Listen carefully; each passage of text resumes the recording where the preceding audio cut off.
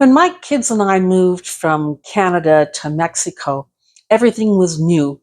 The culture, the language, and even most of the food. My son left for the country of Georgia 4 months later. That's across the ocean and it borders Russia. My daughter and I stayed behind in the casita trying to figure out what life was going to look like in a country that we barely knew. So, what kept me grounded? The same thing thousands of people are turning to in 2025. People, especially people who are over 50, are looking for ways to feel steady again in a world that is constantly changing. Today, I'll show you why regrounding is becoming such a big trend in 2025. And I'll give you 3 easy ways you can build it into your own life starting this week. Hi, I'm Debbie. Welcome to Writing Life's Next Chapter. So, grounding is not about nostalgia or living in the past, things of the past, ways of the past. No, it's about creating stability right where you are, no matter what is changing around you. Let's face it, we are living in a very fast paced world. We are constantly being bombarded with news, and it's mostly not good, is it? And there's social media. There's a lot of negativity on social media, a lot of things people are sharing that they insist that you have to agree on, and if you don't agree on it, you get called names. It's garbage. And then there's the economic uncertainty. Prices of everything going up, housing being unaffordable here in Canada, going to the grocery store, finding out that a jar of peanut butter has gone up by 75 cents a jar. Pretty soon that will be a luxury item. This pulls at us from every which way, but it pulls at us emotionally. And it feels like the world is spinning so fast that sometimes I just hold on to my coffee mug for dear life. Now, especially with people that are older than 50, okay? Big life changes feel bigger, like retirement. That's a big change for a lot of people.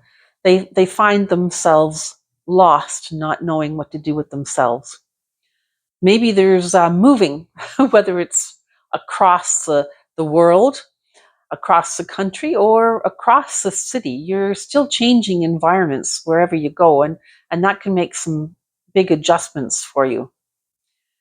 And there's downsizing. I've been through that. Sometimes it's really hard to let go of some things because you're emotionally attached to them, or you think that someday you might be able to use them. Just ask Terry what all I packed in my suitcase for the kitchen. Yeah, I know better now. And then something else that I've experienced, and maybe you have too, is a health shift. Having a cancer scare. It's changed my perspective big in a big way. People crave what is familiar and repeatable. It's a type of home base for your mind, for your body. You need routines. Psalm 46, verse 10 says, "Be still and know that I am God." Regrounding is a way of practicing that stillness in your daily life. Point number 2, let's go over my Mexico morning structure, my routine. I would get up, usually before everybody else. I would dress, I would make the bed, make myself a cup of tea, and then throw open the curtains in the bedroom. I had this window, a ceiling to floor window, and it looked out over the complex. And it was beautiful just to sit there. My desk was right there at that window, which is why I had to make my bed every day. And I would sit there and go through my agenda and pick out one thing to do without even leaving the casita. And why do you think this worked for me? Well, it was predictable.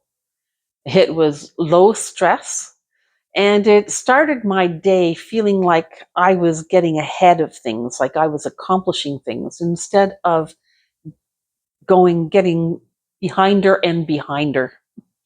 And it wasn't Instagram worthy, but it did keep me sane. That routine helped me stay focused in a place where everything was unfamiliar. And it wasn't about perfection. Some days I would have my hair up in a braid and I would wake up the next morning and say, well, look at that.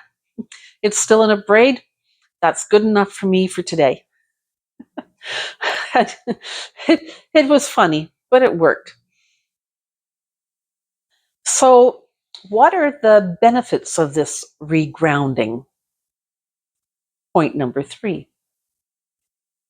It reduces your anxiety.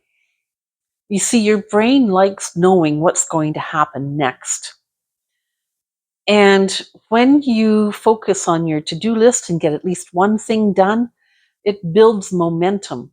It's a small win in the early morning hours. It keeps you from feeling like life is happening to you instead of life is getting out of control. And honestly, it's cheaper than therapy, though I do recommend both if you can swing it.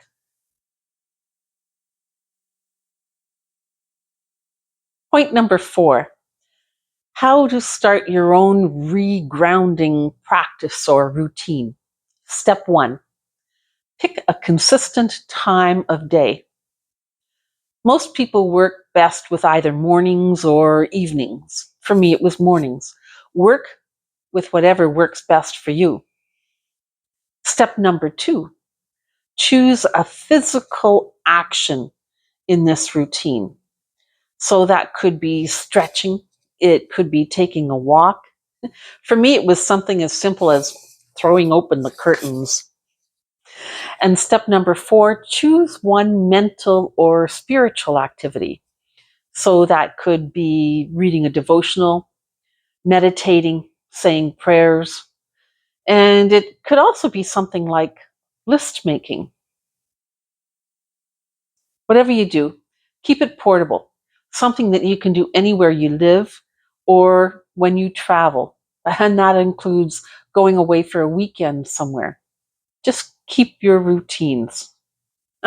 I made a video, posted it on Monday, and it was called Keep What Grounds You. If you haven't watched that yet, I suggest maybe you do, just to maybe find some more ways that you can incorporate this regrounding into your life. You'll find it here. Oh, I get mixed up all the time. It might be over here. Regrounding is a daily choice. It's not a one-time fix.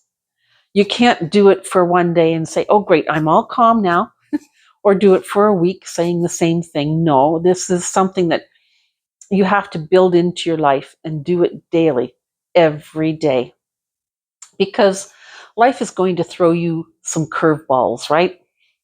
And at least with this, you're going to know where your gloves are.